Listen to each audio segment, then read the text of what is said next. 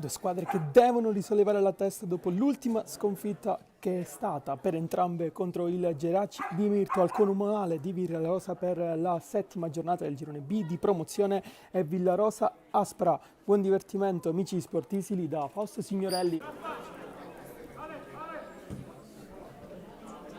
Squadra bianca-azzurra oggi in maglia rossa, mentre attenzione alla palla in avanti, il pallonetto, attenzione che per poco non segnava Cordaro.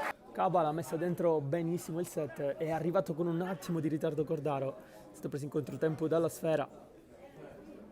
Ancora il Villarosa con Bangura, illusione del gol al 15esimo. Rilancio lungo,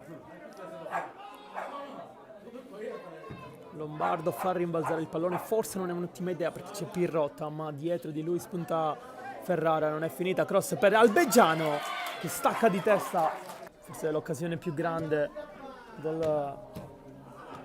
dell'Aspra. Cordaro a cercare Vicari, posizione regolare, può giocare il 17, fa sportellate con l'avversario, Vicari va dentro, è incredibile il gol di Vicari, 1-0 Villarosa al 54esimo, cambia il parziale, inaspettatamente, era un cross, è diventato un tiro, 1-0 Villarosa.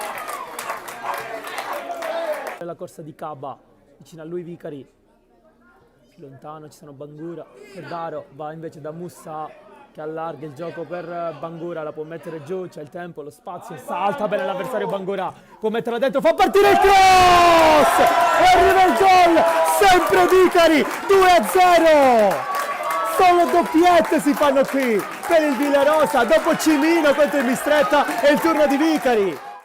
Anzi è rimessa laterale, battuta come se fosse un calcio d'angolo, la palla attraversa l'area di rigore, colpo di testa, Pesce vola, non è finita e la mette fuori Di Blasi e qui Pesce si è superato.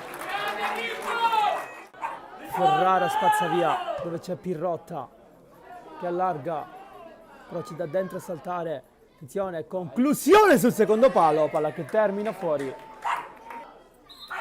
Adesso è finita, torna a vincere il Villarosa dopo 3 sconfitte, è 2-0 contro l'Aspra al Comunale, decisiva la doppietta di Vicari.